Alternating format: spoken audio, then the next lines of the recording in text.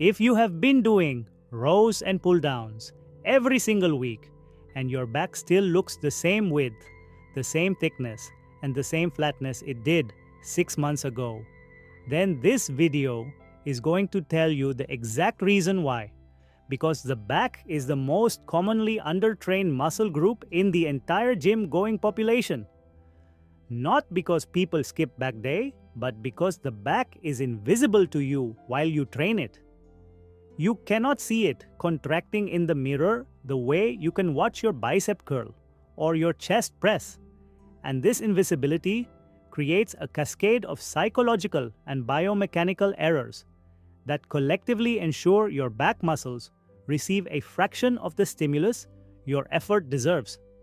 And fixing these errors is going to feel immediately and dramatically different from the very first set you do after watching this. The first and most foundational reason your back is not growing is that you do not actually know which muscles you are supposed to be training, and therefore you cannot consciously direct tension toward them. So, let me give you the anatomy that changes everything. Your back is not one muscle, it is a collection of distinct muscles, each requiring different movement patterns and angles to be maximally stimulated. The latissimus dorsi, which is the large wing-shaped muscle responsible for the V-taper width that makes shoulders look broad and waist look narrow, is primarily a shoulder adduction and extension muscle, meaning it pulls your upper arm downward and backward toward your hip. The middle and lower trapezius, which creates the thickness and definition in the middle of your back between your shoulder blades, is activated by scapular retraction and depression, meaning pulling your shoulder blades together and downward. The rhomboids, which sit beneath the trapezius,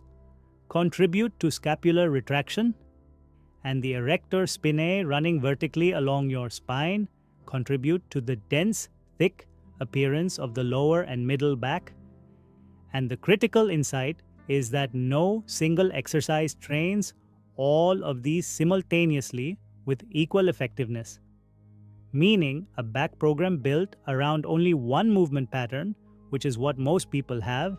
is leaving entire regions of the back unstimulated every single session. The second reason your back is not growing is the most mechanically destructive error in all of back training. And it is something that happens in the first millisecond of every pull and row you perform. You are initiating the movement with your biceps instead of your back. And this happens because your biceps are smaller, weaker, and closer to your conscious awareness than your back muscles. Meaning, when you grab a bar and pull, the neural pathway to your bicep fires first because it is more well established, and your back muscles only contribute once the bicep has already done a significant portion of the work, resulting in a lat pull down or row that is functionally a bicep exercise with some back involvement rather than a back exercise with some bicep involvement. And the consequence is that your biceps are chronically overtrained and your back is chronically undertrained despite doing the same sets and reps. The research-supported fix for this is a concept called the pre-initiation cue, where before you begin any pulling movement, you consciously depress and retract your scapula, pulling your shoulder blades down and back, before your elbow bends at all, because this scapular movement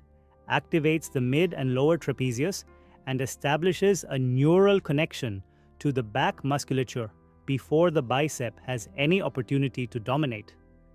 And if you implement this single cue on every row and pull down you perform from this point forward, you will feel a difference in where the exercise is working within the first rep that will make you realize how little back activation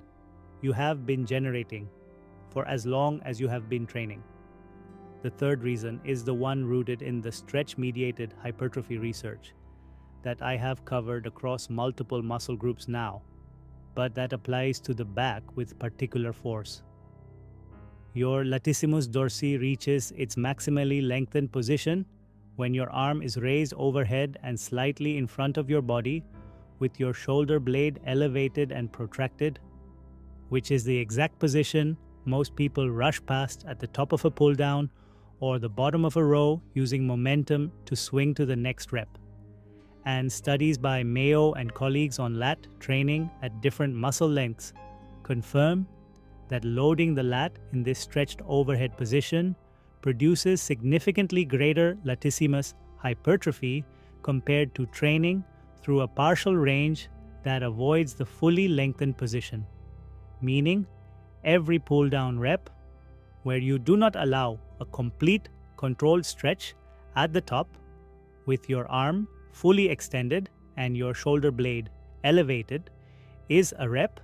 where you are specifically eliminating the most hypertrophically valuable moment of the entire movement. Slow down the eccentric, reach full extension at the top of every pull down, let your shoulder blade elevate and protract at the top of every row to achieve full lat stretch, and you will immediately find that you can use significantly less weight while generating dramatically more lat activation, which is the trade your ego resists and your back desperately needs. The fourth reason is psychological, and it connects to a well-documented phenomenon in motor learning called the out of sight, out of mind effect. Because you cannot see your back in the mirror while training, the attentional focus research by Gabriele Wolf that shows internal focus on the target muscle increases activation by 18 to 23% is even more critical for back training than for any other muscle group, because the default external focus for back exercises, thinking about pulling the bar down or rowing the weight to your stomach, produces the lowest possible level of back muscle activation, because your nervous system defaults to whatever muscle it can most easily monitor, which for pulling movements is the bicep and forearm. And the only way to override this default is to deliberately and consciously visualize your lats contracting on every single rep, imagining you are trying to put your shoulder blades in your back pockets and squeeze a pencil between them at the peak contraction, which sounds simple but requires constant conscious effort, because the moment your attention drifts, your biceps will immediately reclaim the movement. Train your back with full anatomical awareness of which specific muscle you are targeting in each exercise. Initiate every pull with scapular depression